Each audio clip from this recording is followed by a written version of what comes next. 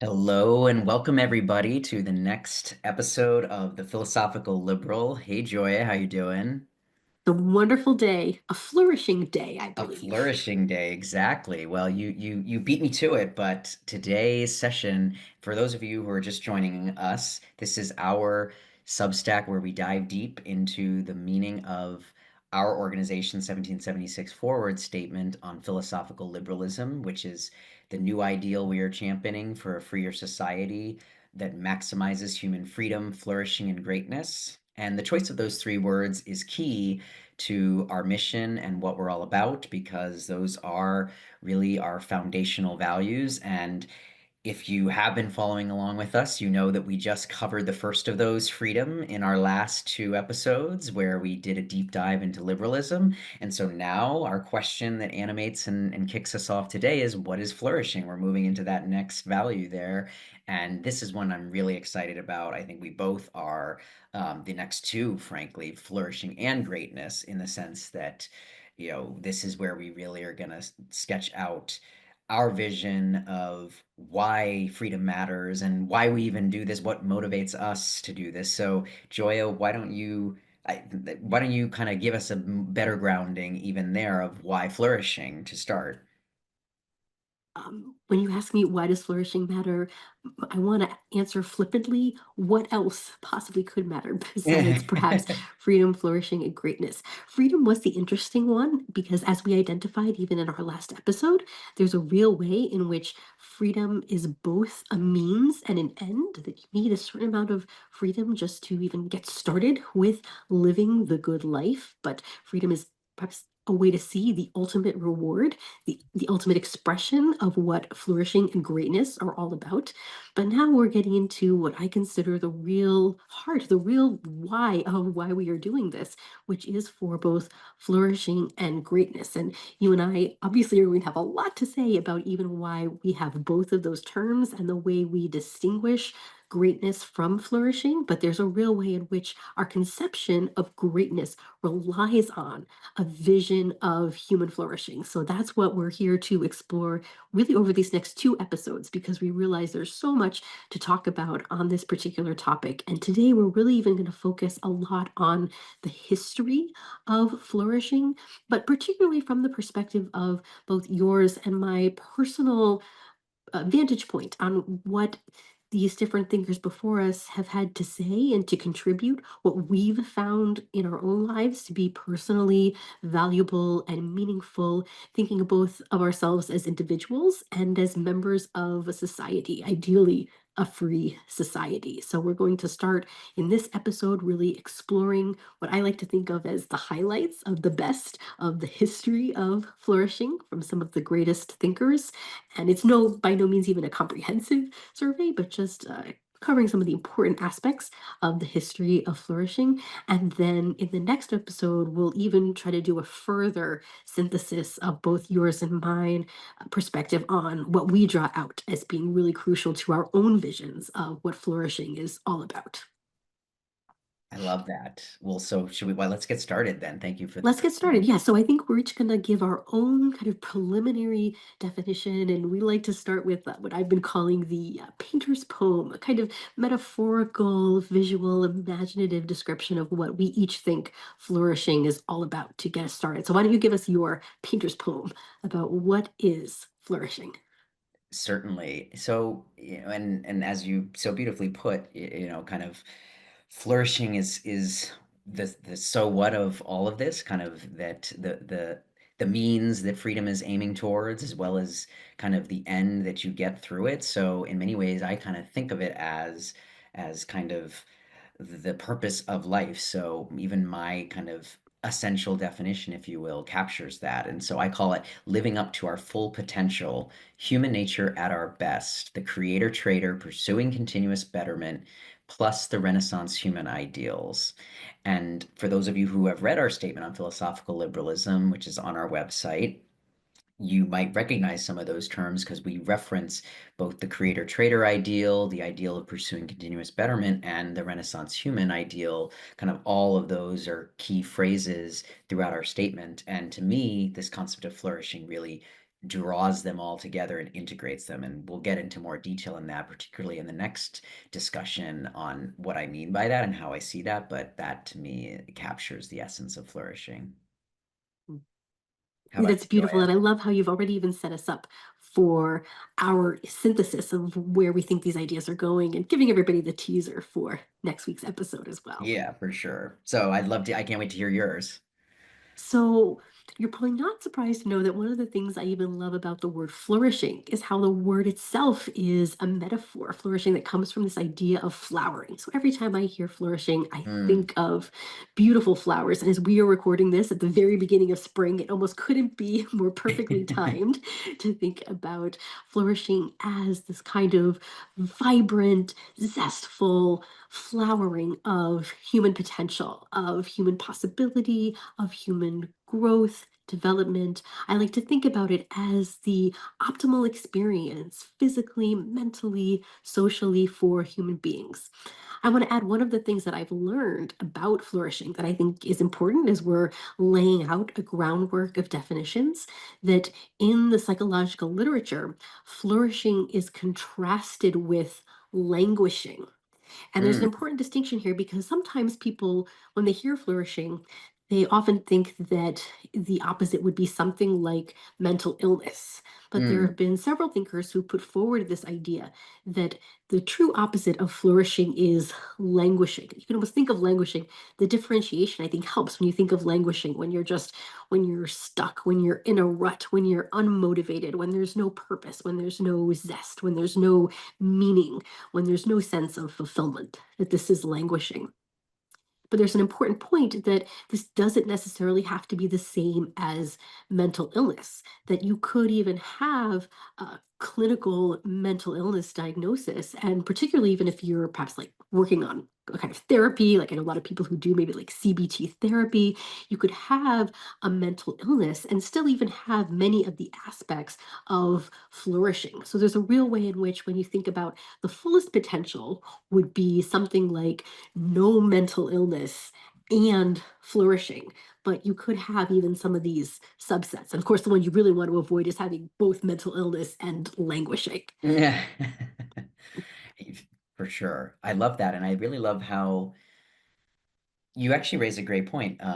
What's the phenomenon called? I think it's like idiophonic. Is that the word to describe when a word almost its pronunciation almost evokes what it's meant to, what it connotes? So it just even you're linking it to flowering and spring and just kind of like you're right. When I hear the word, that is I think that is, mental association, imagery, and the like that I come to with that. So that's just a great insight. Thank you for sharing that. And then languishing too kind of has that same effect in the opposite. Maybe it's just because, the concept is well stuck in my mind at this point of its meaning, but nonetheless, there I feel like there is something there in, even the idiophonicness of it, if you will. So with that, I guess, should we dive into some of our influences that we wanted to kind of talk through? Or did you Yeah, have let's anything go else you through the wanted to influences. add? Yeah, I know one of the important points that you wanted to make, and I'll let you get this started, was to point out that flourishing has this rich history that even crosses multiple disciplines, traditional disciplines, perhaps. And I think that's even part of its strength, is that it is already drawing on diverse bodies of knowledge to come to a synthesis of what does it really mean to live a full human life.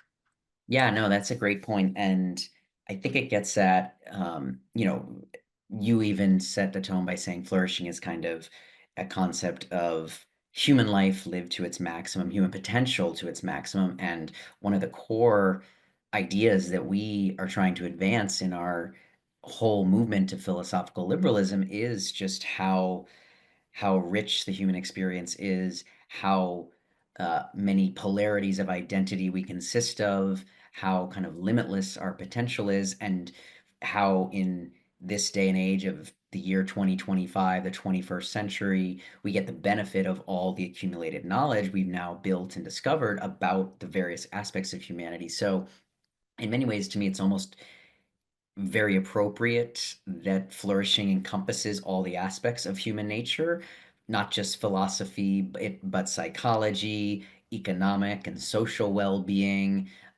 emotional aspects.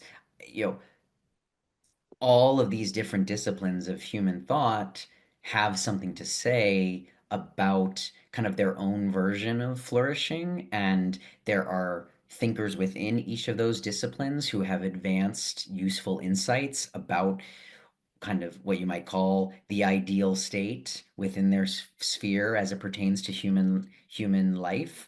and and even in some cases they've talked about it in terms of this notion of flourishing. And so now what we get the benefit of is standing on their shoulders, so to speak, and kind of drawing the collective wisdom of these various disciplines and insights to come to a holistic framing and framework on this concept, which is certainly what we're trying to do, and certainly what even just animates, I think, both yours and my personal knowledge and passion for this subject, because we've been able to see the connections and interrelatedness of all these thinkers. So um, that's just, I think, a critical point to keep in mind here, is that even this concept of flourishing almost couldn't exist until we have this now fuller understanding of the full scope and scale of human potential. And so, with that said, I think it's always good to start with the foundation, which is philosophy. It's why we started there in our own work, and why we even included it in the name of our movement. So I kind of, eh, like so many other great foundations in human thought, you can't really do better than Aristotle as a starting point, and the Greeks. And so Aristotle, I think, and part of why I think they were so critical, and why we will constantly have referenced them repeatedly and will continue to, is that, as we said, I think in one of the earlier discussions, the Greeks really were arguably the first society to really systematically stop and look at man as a being capable of rational thought and of agency, and of achieving his potential. And then that just had trickle down effects into how all the thinkers thought through a lot of other issues that we now just take for granted as being part of what it means to be human and a rational modern being. But they were really the first. So, in that sense, even Aristotle, thinking about ethics in a kind of holistic systematic framework, and asking questions like, what does it mean to be human? What does it mean to be a good human? And what is the ideal human life? In many ways, he was kind of the first, and he had a lot of great things to say. So, in his foundational work, Nicomachean Ethics, where he sketched out his ethical worldview and answers to many of these questions, he had this specific concept of what he called eudaimonia. And this to him was essentially what flourishing was, is, he kind of defined it as the highest human good. And, you know, put it in terms of, he first defined human nature, which he defined as essentially being a rational being, being a person of reasoning faculty and mind, thought, and action, and then thought that the highest good would be to act in accordance with your nature. So even there, he was already drawing a distinction between what you might call fleeting happiness, or hedonia, hedonism, as we kind of know it in our modern terminology, and defined eudaimonia as kind of more a state of living virtuously, fulfilling one's potential, and engaging in meaningful pursuits. So, in this sense, he already had, I think, a wider conception of human potential and human power. And so, um, he kind of set the touchstone that many philosophers and thinkers ever since have kind of always returned back to. And interestingly, if you study the history of Western thought, I mean, while ethics is of course one of the most important topics in philosophy, um, you don't see too many other philosophers who really stand out on this specific question of, what makes the good life and how to achieve it. And certainly, at least not in the systematic and what I would argue is hopeful and positive vision of human potential. And so I guess that's why, another reason why I certainly, and I think you would agree, kind of look to him as foundational on the philosophical side and roots of flourishing, is for that reason, that he I think he was looking at it from a very positive, pro-humanistic perspective of how to live a good life and maximize your potential here on this world. I would agree. Everything you're saying about one, the approach that starts from asking that question of what is the good life and wanting to understand things from a humanistic orientation, to understand what is the best that humanity can have, and to have that systematic approach, what we now recognize as the origins of what became the scientific method. I would add, too, the other real important thing about the Greeks to remember is that when people study Western civilization, we think of like it all starts with the Greeks. But one of the reasons why I think the Greeks were so powerful was precisely because the Greeks themselves synthesized so much of what had already come before, Mm, especially mhm. influences from the great civilizations of China and India and what we now call the Egypt. Middle East. Mhm. Exactly. That when you think about even where Greece is on a map, where they really were that central location, when the languages were kind of the lingua franca of the day, like Mhm. now we say it's all Greek to me, but there was that time when Greek was the language that people would have spoken in sort of the most vibrant trader kind of culture, or cultures coming together. And Mhm. so precisely because they were almost at that perfect geographic sweet spot of being able to synthesize the best of what had come before, and had that approach to be systematic about it, to come from it with a perspective of starting with observation, to try to systematize it in a real scientific way, and from this real humanistic perspective. I think it's why there's got to be a book called something like "It All Starts with Aristotle," and this is why. Yeah, seriously.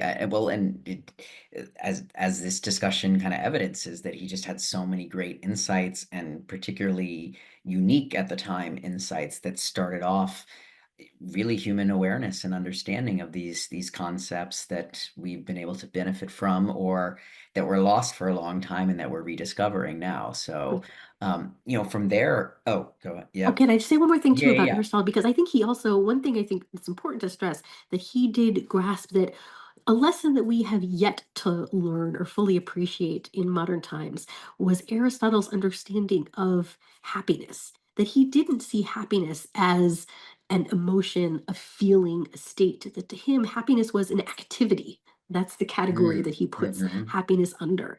And he recognizes that happiness is activity. It's something that you do, and specifically to connect it with living virtuously. That I think is going to be the other really important theme Mhm. that we definitely want to stress here. So the idea that happiness is not just the feeling. I mean, I'm making this distinction as you've made it between the eudaimonia versus the hedonism aspect. Right. And while there is a place for the simple daily pleasures of life, it's the both and of also recognizing that flourishing is something so much more than just a state or a feeling of happiness, and linking it importantly to living a virtuous life is something that we can't stress enough. Right, right. No, well said. And I would frankly argue, I like that you noted the both and because I think, and we'll certainly get into this even more so in the next discussion, but I Hmm. think I would argue that you need both the Hmm. hedonia Absolutely. and the Hmm. eudaimonia. Yep. That might have been one area where perhaps even Aristotle set up a little bit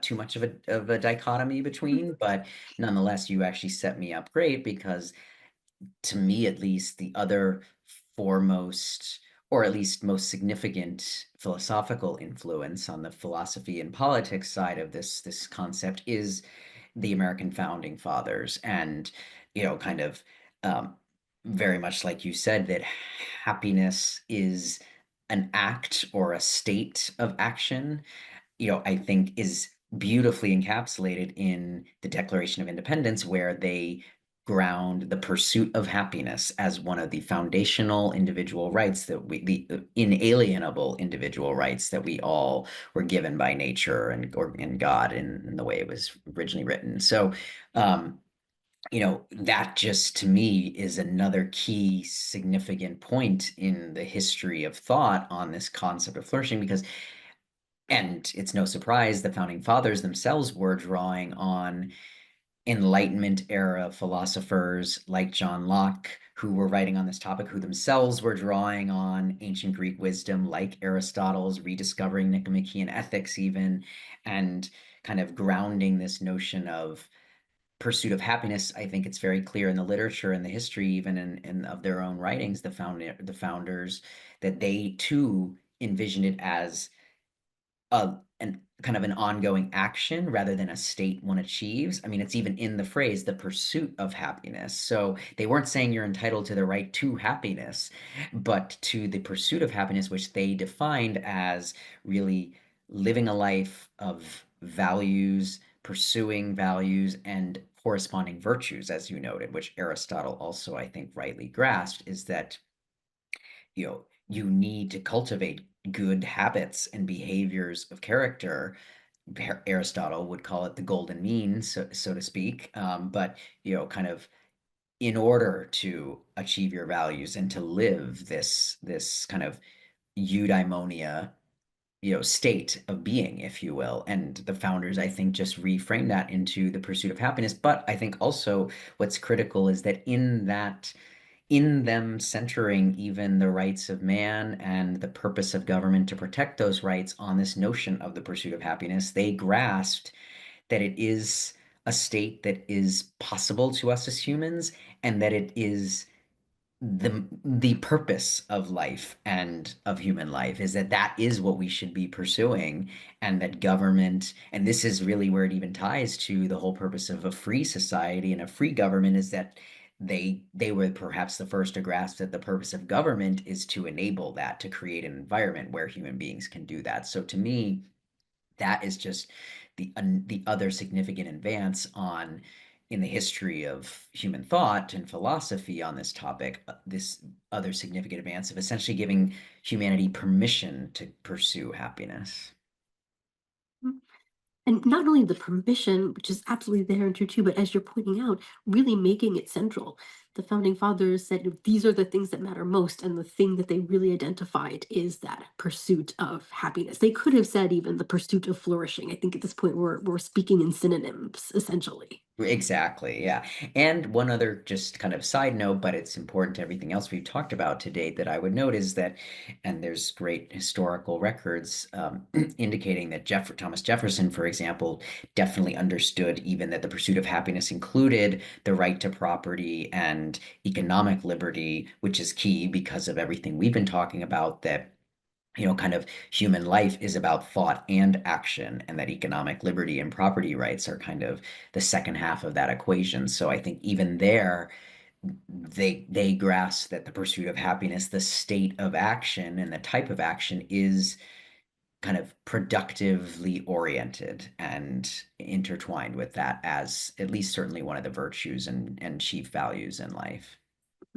And I know that's definitely something you're going to want to stress as we can continue on with this conversation. And one that is important to stress because I think we have unfortunate ideas about what work is all about in our current culture, that we really want to link work with flourishing. And that's part of what we're even getting into as we go forward in this conversation. Exactly. So why don't you then, Joya, maybe take us through some of the more contemporary psychological or psychology and other fields of study influences, I guess, that I know, in our talks have cited as influences on your thinking on this topic.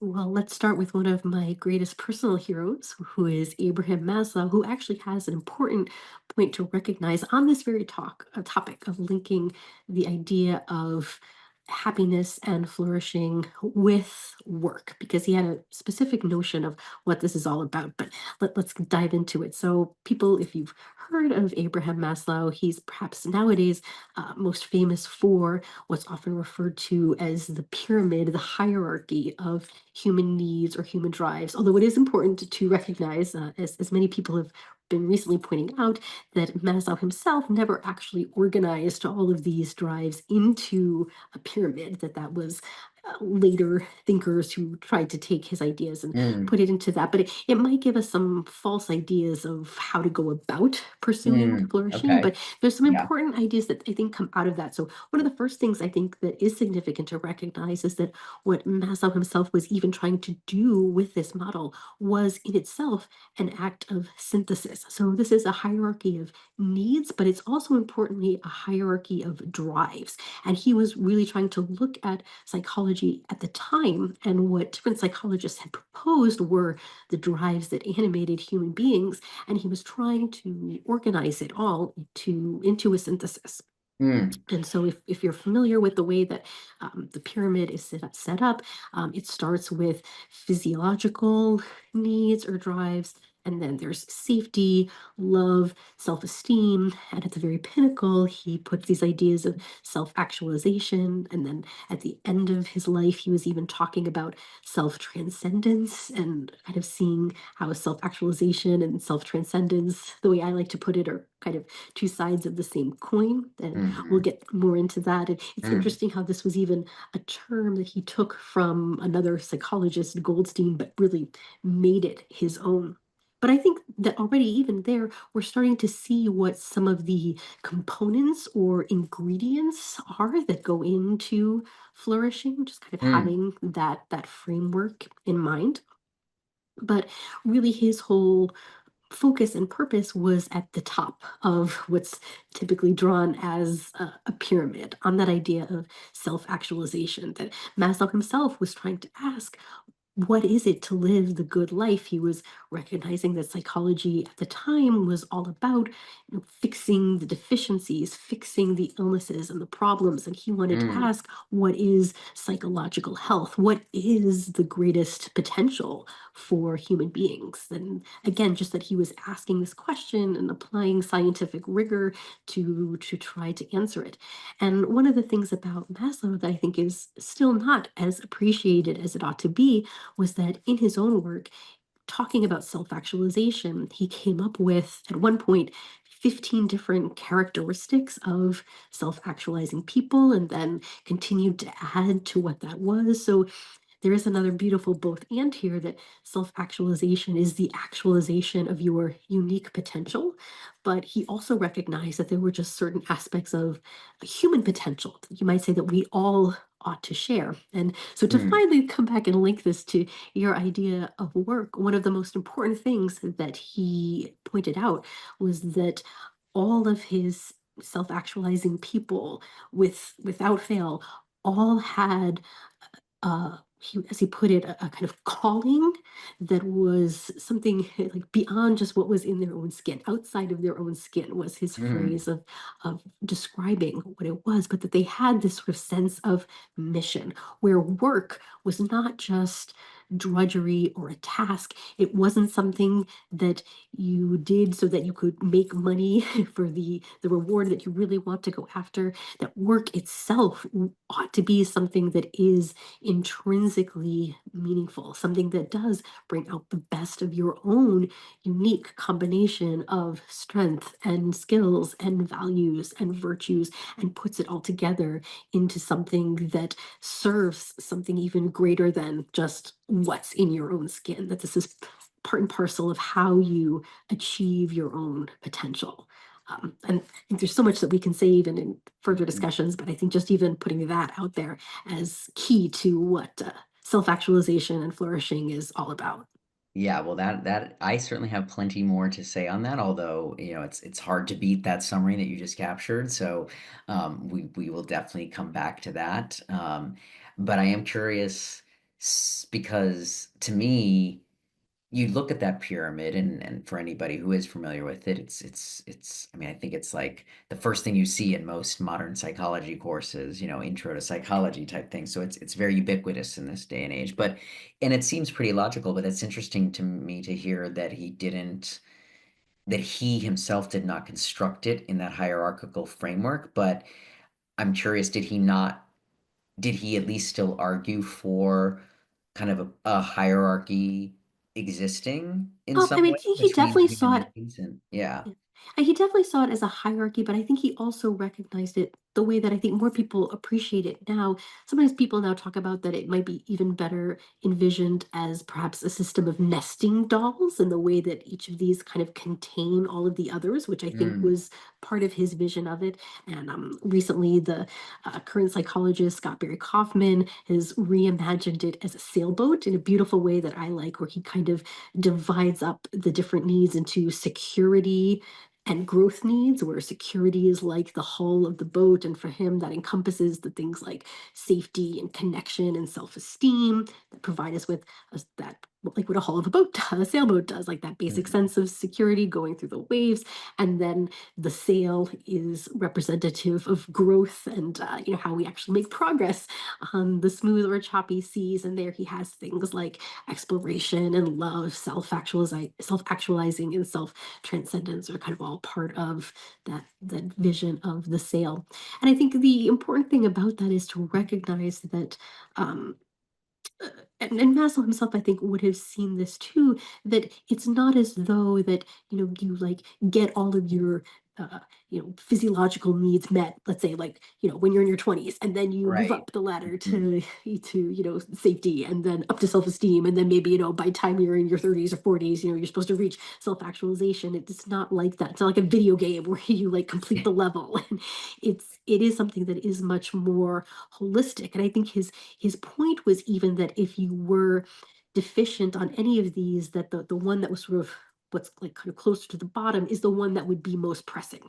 So that, for example, like if you were missing both food and love, like food would probably be the thing that would just occupy all of your attention and your prioritization, because it right. was the first thing, the thing that is commonly on the bottom of the hierarchy. But there's obviously important ways in which people have experienced, self-actualizing even in circumstances missing all the other things. Like another one of my own personal heroes, Viktor Frankl, importantly talks about, and I think is a representative of someone. His whole thought was that, we find, like he talks about the drive for meaning, and that Mhm. we are there to even make from our suffering, that suffering can be transformed into opportunities for meaning. And Viktor Frankl, someone famously, infamously, who was trapped in a concentration camp and had, was obviously very deficient on things like physiological Food, and water, safety, and security. Yep. had his loved ones, destroyed in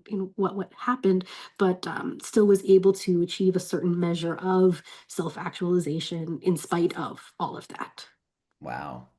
Yeah, well, that's certainly a contrasting example to what I was going to say, which was just kind of, I think that the truth in perhaps the pyramid framework is that you kind of sufficiency in or satisfaction of those baseline needs in some ways allows you to rise to the higher level needs and to deal with them, because on some level, right, if you don't have shelter and food and water, the basic needs of survival, you kind of can't really be focused on what's my grander mission in life that I can self transcend and actualize to. You're just focused on survival needs. The Viktor Frankl example is an interesting counterpoint. We could debate that separately, but it's a point well taken. But I think the core insight here is just kind of the cumulative needs that we as human beings have, and the kind of multivariable needs that we have, but that you do kind of build off of them and can rise to kind of a higher level of operating, of existence, of view and reach and ambition as well. And I think that's maybe the tie to flourishing, is that that's what the concept, certainly as we envision it, is getting at, is kind of, as we say, human nature at our best, maximum living. Um, and I think the tie back to freedom then is that you could almost place freedom in the various forms that it takes as another one of those kind of baseline human needs, Yeah, upon which, and once satisfied, we can then rise to this higher level of full integration and flourishing. absolutely. Um, so maybe we can even What go are some from other, Maslow. yeah, any other influences that I think there were a couple other, core ideas on, certainly in the more modern literature on flourishing that have developed that might be worth referencing. I think this is true, and even I would say in the literature of psychology, and let's call it the past 100 years. And I think Maslow was prominent. He was a leader of what's considered humanistic psychology, and of course, like I'm not a psychologist by training. I suppose it's important to say this at the outset that neither of us are philosophers or psychologists, but I think it's important to notice that this topic is so important that it's one where it transcends expertise, and in a sense we all are experts in this from our very experience of being human. So I think hopefully what we're modeling here even is looking at how people who have perhaps devoted their professional lives to certain aspects of flourishing, how we can learn from them and put them together into our own important syntheses of what flourishing is all about. So that Yeah, said, it's well just a said. to say some of the other influences who've been strong on me and in my own work, which has been as a coach. So there's a way in which some of this definitely translates Ties to into psychology. my professional work as well, though not from the perspective of being, an academic psychologist, but from someone even Sure. more in the field of trying to practice with other individuals, with other human beings, and to say, what can we take from this rich literature to actually make a difference in human lives? And so, someone else whose theory has definitely impacted me, and I've seen, positive ramifications from, has to be Mihalyi Csikszentmihalyi and his concept of flow, one that I think is even Mm, more important than ever in our current era where people are perhaps more distracted than ever, because flow is all about focusing your attention. Flow is about being so absorbed in a moment and in an experience that you kind of have this experience. Well, Csikszentmihalyi talks about it's importantly happens at this sweet spot where your skills meet the challenge and you get so absorbed and focused in the task at hand that there's all these sort of characteristics that your sense of kind of self-consciousness kind of disappears and time passes strangely, but your performance goes through the roof, and also your experience of satisfaction, meaning kind of intrinsic reward in a flow experience. It's described as that kind of optimal experience of psychological feeling as well as performance as too. So it's just another one that I think is just really important for all of us who want to flourish and looking ahead to who also want to achieve greatness, to find more flow in our lives. And I think not in this conversation, but we might even in the future kind of talk about Maslow's idea of peak experiences, which was a key mm, aspect of his thoughts about what self actualizers do. He talked about peak experiences and then also plateau experiences, and then also this idea of flow with peak performance, and perhaps like how we can put these together in ways of thinking about how to live a flourishing, great human life. and get into more states of flow. Like maybe we might even get into a little bit in these discussions. Although, I imagine. I mean, I guess it could happen while you are consciously like presenting or doing some other form of verbal communication, right? In Oh, theory. absolutely. I definitely get into a flow state every time we're in these conversations. I'm Oh, do you? definitely just like, Yeah, yeah. I mean, I definitely have on a couple occasions, but I wouldn't say, I mean, that's frankly part of what I find fascinating about his work is, um, kind of even just by helping define it for us, and so that we can identify it, like "Mm, we can then start to notice when it happens, and then even kind of break down what components it entails or what kind of conditions it requires, to hopefully create those conditions more often, which I think just helps us again kind of get into this state of flourishing. I'm curious, given that it is somewhat of a fleeting phenomenon, if you will, how do you see it relating to this concept of flourishing here? Well, one of the ideas I think is that we want to sort of uh, construct our lives such that we are more flow prone, so that we spend more time in this state of flow. And then it is true that that flow is a kind of fleeting state, and when we so current even neuroscientists who are looking into sort of the neuroscience and What's going on in the neurobiology of brain flow, during, yeah, yep. like what's going on in the brain, recognize that there's even a kind of cycle of flow. So there is a real way in which you can't be in flow all the time, and um, because there's a whole pattern of you have to be in a kind of a struggle phase, and then there's release, and then you get into flow, and then after flow you kind of expend so much energy that you need a kind of rest and recovery, and then it's like the cycle flows again. But I think my sense of part of what it is to live a flourishing and great life is to have more flow experiences, and to kind of be in that cycle where you spend less time in the struggle and more time in the flow, Mm, and okay. optimizing your life for that. Right, right.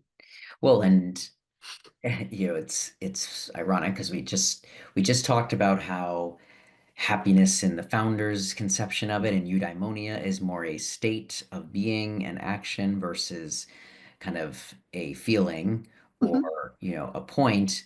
And yet I think this experience or flow, in a way, flow almost kind of straddles the two, right? Because it is a feeling, it is kind of a kind of point that one reaches, but it's also obviously, even as the name implies, it's kind of a continuous, it results from some form of action, right? And is kind of continuous while you're in it as you continue to do that action, right? So it's, in a way, it's almost a kind of cool fusion and an almost metaphysical experience or reward from being, you could say, arguably like acting in a flourishing way more frequently. Mm. And I think that even gives us a nice segue to then talking about the next person I did want to talk about, who is Martin Seligman, who, along with Mihalyi Csikszentmihalyi, Seligman and Csikszentmihalyi are considered the fathers of positive psychology. And so Seligman, famously in his work, one of his key emphases was on this idea of the virtues. That was kind of some of the first work he did, was even just tracing back through, what did, ancient history and modern science synthesized, combined to tell us what makes for a good life. And one of the key things he identified was the importance of living a virtuous life. And in some of his works, he kind of talks about some key virtues that he's kind of pulled out from his studies and research. But he's also perhaps most famous for a model that's called the PERMA model, because it's PERMA. And so, again, it's just sort of another way of thinking about what goes into a flourishing life. So, in his PERMA model, he talks about, so the P actually starts with like positive, like feeling positive emotion is the P. The E is engagement. It's kind of like the equivalent of a flow state. So Mm, again, these are the okay. things that are kind of like, it gets into sort of the feeling, the more of the feeling Yep. aspects of what flourishing is about. R deals with your relationships and kind of having strong, supportive, positive relationships. M is meaning. So then that already gets into more like your broader vision of values, virtues, your mission, your calling. Mhm. And then A stands for accomplishments or achievements, the actual like mastery you would achieve from actually going out and doing something worthwhile and important, and achieving something in the world. Mhm. Yeah, I mean it's a very cool model. It's one I'm not super familiar with, but have certainly read a little bit about, just kind of in thinking about this topic on flourishing. Um, I'm curious kind of how that model is used today, or how it has advanced the understanding of flourishing since, or if it even is still kind of in operation, if you will, as people think about this topic. Yeah. Well, I'll just share in my experience how I've found it useful and valuable. Is this is going to be something we're going to talk about when we start talking about our concepts of the distinction between flourishing and greatness. But there is Mm, a real way in which one of the ways that I think about flourishing is, one, I do think that flourishing is open to all people. And there's a way in which I do think flourishing has a kind of commonality among people. The way I think about it is it has sort of the same ingredients, even if we all go about with different recipes. And mm, so to me, the PERMA model just gives another framework for thinking about what are some of the key ingredients that Ingredients. go into a flourishing life. And so, of course, the recipe will be different for all of us, just depending Right. on our unique backgrounds and goals and perspectives. But that these things of having like the positive emotion, the engagement, the relationships, Relationships. Yeah. meaning, accomplishments, like they start to give you a sense of like what are some of the things you ought to be going after. And some of the other modern thinkers and psychologists who they all seem to have these acronyms, and maybe it helps, but it really again starts to give us what I think of as being more of these ingredients. So, for example, there's self-determination theory, which often goes by the acronym SDT, and they have I always think of it as the CAR acronym because they have competence, autonomy, and relationships as what they Hmm. see as being kind of key ingredients to being self-determining, which is something that they recognize as important for like it's a theory of That's like motivation Jesse and and the Ryan, those motivation of being fulfilled. psychologists. Yep. Um, yeah, and perhaps what we're seeing, and maybe this is, I think this is the value that a lot of the modern psychologists bring to this study is, like you said, putting a framework around it, helping us to now start to think about kind of the point we said at the beginning, which is that this concept of flourishing is built maximum, which at least we're defining as kind of maximum human living, is built on this understanding and this maximum conception of what it means to be human and all the different aspects of human life, relationships, creative work, self-esteem and virtuous action, etc., and then putting it into a framework where we can start to draw some kind of general or universally applicable principles, or I like your food metaphor, what you might call the basic ingredients, which then each of us is going to take and kind of create our own unique recipe in terms of the mixture of them, and perhaps some other things, and I think then that'll be useful. It's a useful setup for our discussion next week, because I know you and I both, in defining our own ideal of this concept of flourishing, we too have our kind of menu of basic ingredients that we're going to put on offer. So in that sense, it's perhaps what you might say is a more formally organized system to think about this concept in a way that perhaps the earlier philosophers and thinkers like Aristotle and the founders didn't quite have yet. Perhaps in some ways because they didn't even have the knowledge of the full scope and scale of human needs and human potential. Absolutely. I would just add a couple more things to like other things from recent psychology that I found useful. And another really important one I think to mention is the concept. Well, Angela Duckworth is known for her concept of grit. I often think about it as resilience. She defines it as like passion and perseverance. But it's Mm, another one that I think is crucial to talk about again when we're talking about flourishing, is distinct from just a feeling of fleeting happiness. To recognize that flourishing is for the long haul, and it means that things are going to go wrong in the process. And so, why even building up resilience or having this idea of resilience, grit, perseverance as the kind of virtue to work on, value to strive for, is so important to have in the arsenal. Like, whatever recipe you were putting together for flourishing, to have some aspect of this, resilience in the face of adversity is itself part of what flourishing is all about. That if flourishing is about growth and continuous growth, that the way we have continuous growth is to precisely to be able to continue to grow in spite of any setbacks or obstacles or adversity that we may face, because such is the nature of life, that there are going to be setbacks and adversity, and we need to be able to keep going in spite of all of that. So that's just another one that I want to throw out there. And then just a last one, again, in terms of like these ingredients, and something that I mhm, found personally useful, and especially in my coaching work. This was something that came out, that was presented to me as the 7 fundamentals of positive psychology. So even sort of the baseline things that people can start to work on to even put you in a state where you can even then think about things like flow and self-actualization, peak experiences, plateau experiences, things. But the seven things, and again, I found this useful, so I'll throw this out there for all of our viewers and listeners who might just want to think about how they could perhaps start to optimize for these seven things.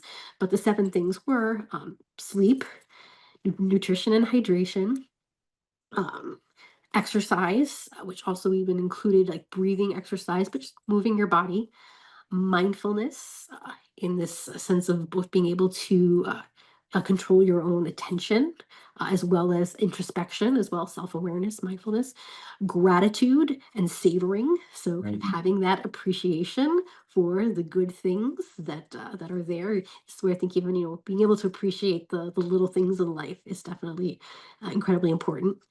Supportive relationships. Again, we are both individual and social beings, and so the relationships always come up again and again. Don't think you flourish without it. And then finally, time in nature, which seems to be even more important as we live more and more digital lives. To just remember that that we are embodied beings, and we have that Physical. fundamental Yeah. connection with nature around us, and that Mhm. we do thrive when we're actually able to spend time in nature, to touch grass, to look at trees.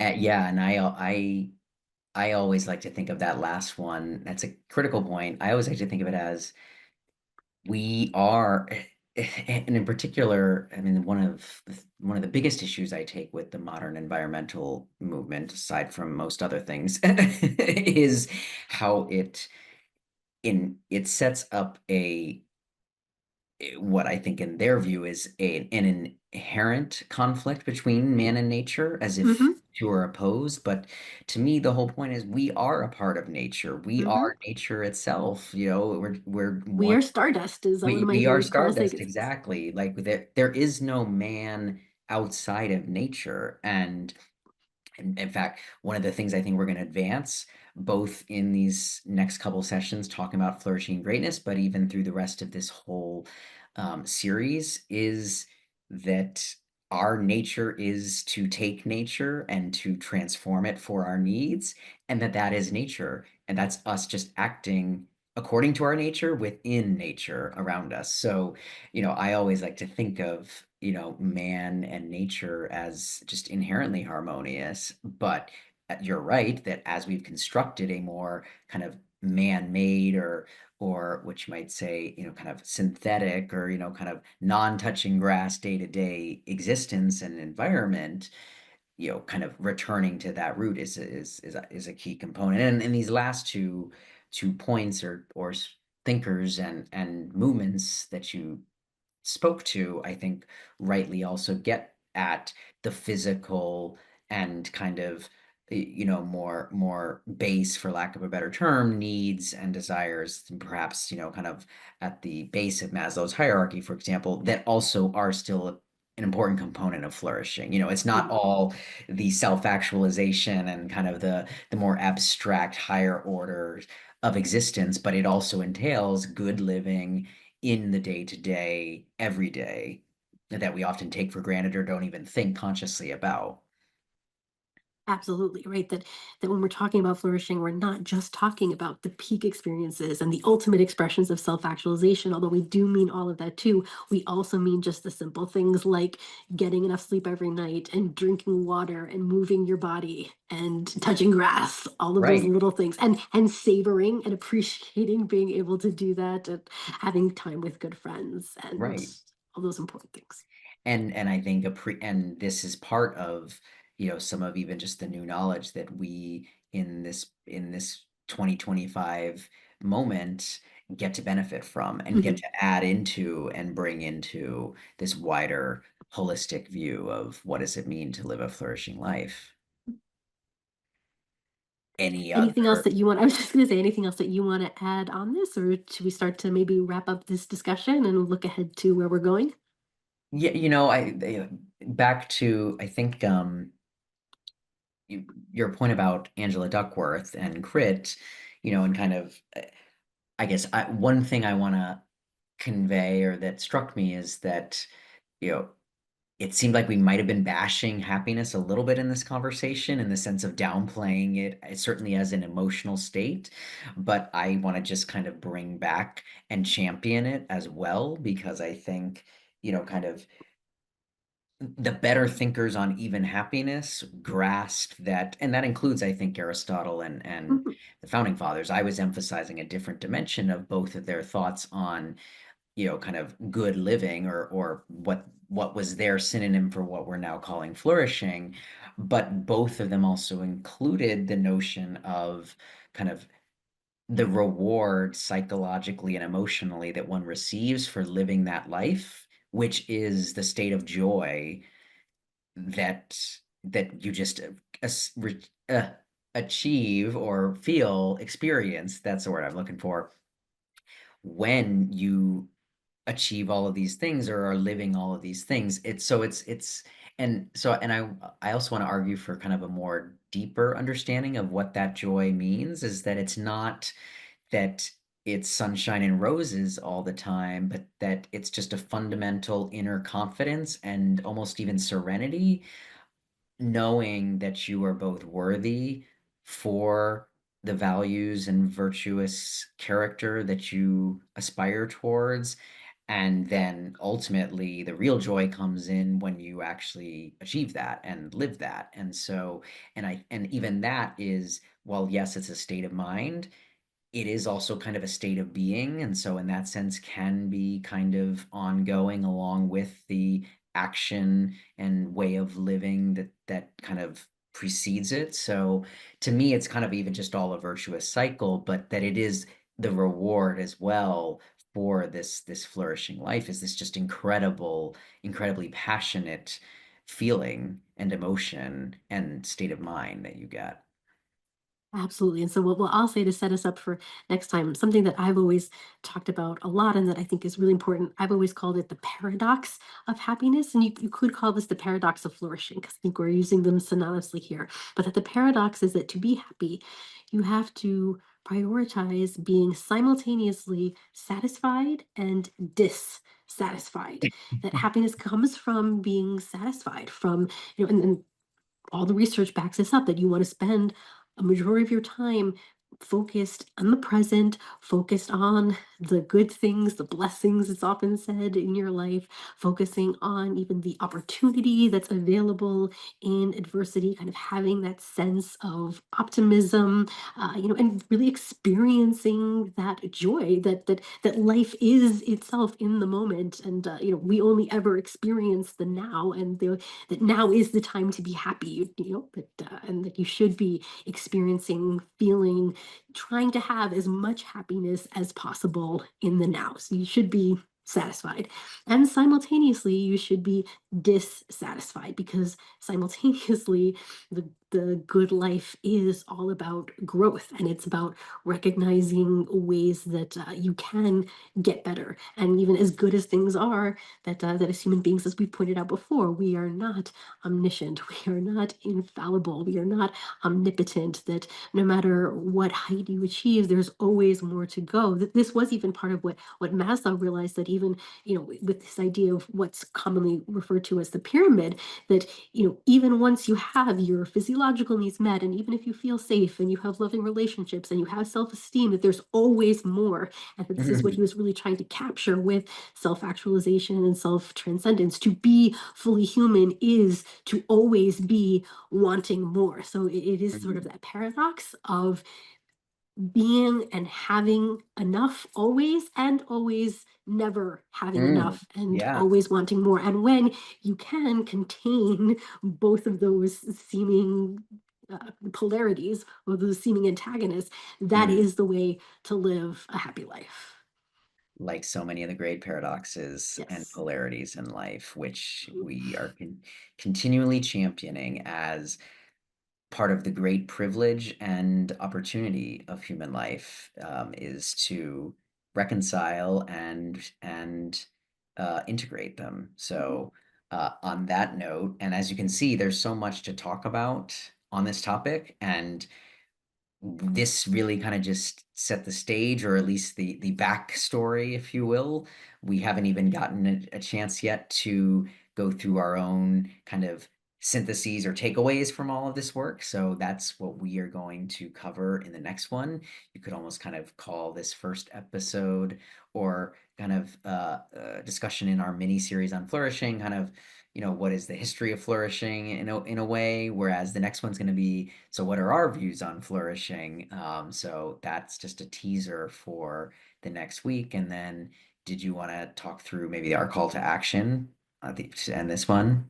Sure. Well, you came up with this one, so I'm gonna toss it over to Okay, you yeah. So, well, to and describe it so, to people. given that the theme of this whole discussion is kind of taking from, riffing even off of all of these great thinkers who came before us towards our own ideal of flourishing, we thought it'd be useful to encourage all of you out there to start thinking through this and helping even contribute to this new grander conception that we're aiming at. And so we thought, think through a moment when you yourself felt like you were thriving or being your best and maybe even being in a state of flow, to borrow a direct concept we talked about tonight, and really think through what that felt and looked like for you, and then maybe try and even introspect and extract some of the key elements that consisted of and meant to you, in a sense, almost start to work towards your own view on flourishing, and